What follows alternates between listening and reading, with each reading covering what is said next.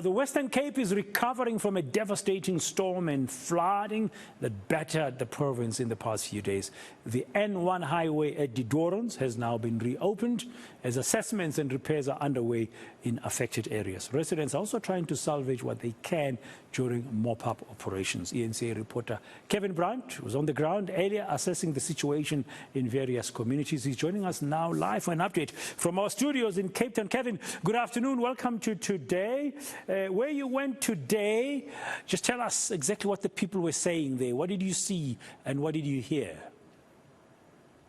A very good afternoon to you, Dan. Well, that's exactly the area that we visited at the Breede Valley municipality, where both the housing structures, a number of them, as well as the agricultural area, has been severely impacted by the stormy weather that we've experienced here in the Western Cape.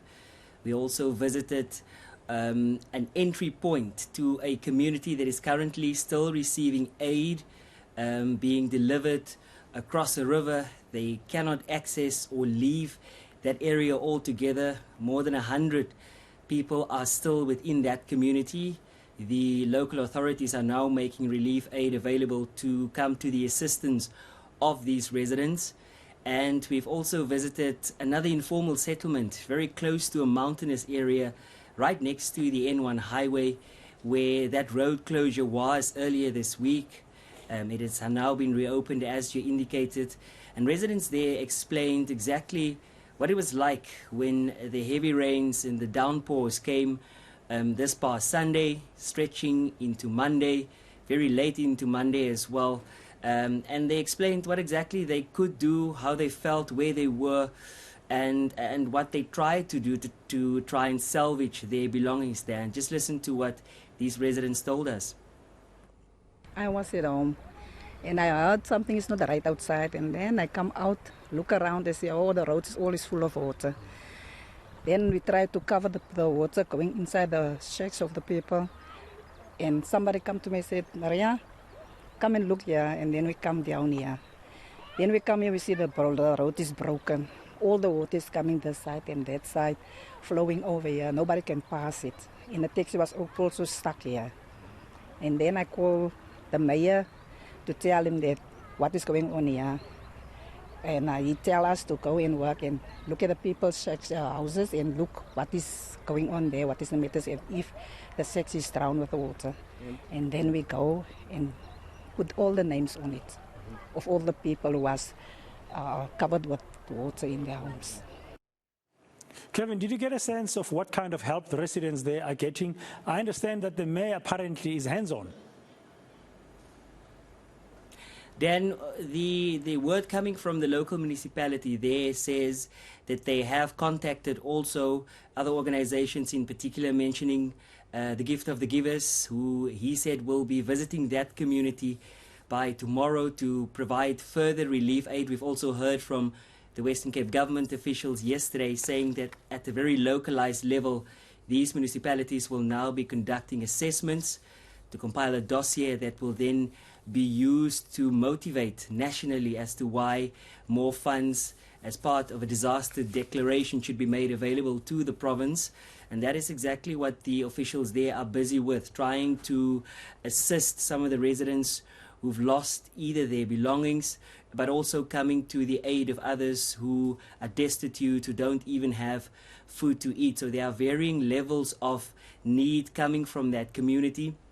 The officials there say that they are intervening, and that is word that we've also heard from our officials here within the city of Cape Town, saying that they have disaster management officials out and about to do similar assessments, but also to then provide relief aid to residents still requiring so. In one of the communities here in Cape Town, Macassar, there are still about 30 residents being housed at the local community hall there.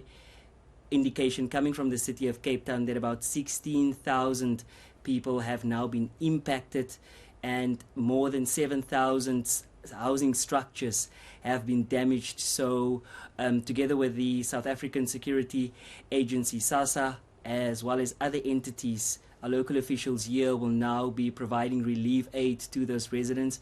We also spend extensive time in the community of Salaris Pass out in the Helderberg, close to Somerset West, where we've seen how the residents there had to also move to a local community hall, heavily impacted by the flooding. That is one of the areas here within the Cape Metro hardest hit by the heavy downpours. But back to Breda Valley, we have heard from the residents there saying that they eagerly await some help.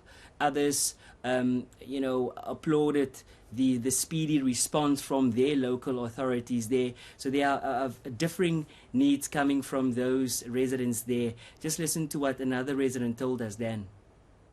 I was still in bed that time. My husband came from night shift and we were still sleeping in bed, and then we just see I was washing my shoes, and then it came with a float to my dining room. That's how I see that my house was full of water. Is it? Yes. What did you do at the time? I panicked that time. I sent a video to the to Chuban von Villen, and then he asked me to stay calm, and he will bring sand for us to try to cover the water. Yes. Is it like your employer? No, he's the mayor. The mayor? Yes. Is it, and how was your house affected? It was full of water. My fridge was full of water, and my clothes was full of water that time. So yeah. And could you go to work?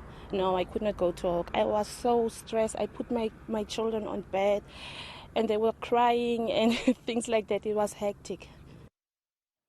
One of the residents of Breda Valley in the Western Cape, they're speaking earlier to Kevin Brandt about their needs and what has they've really been facing after the heavy storms and rains and flooding in their town.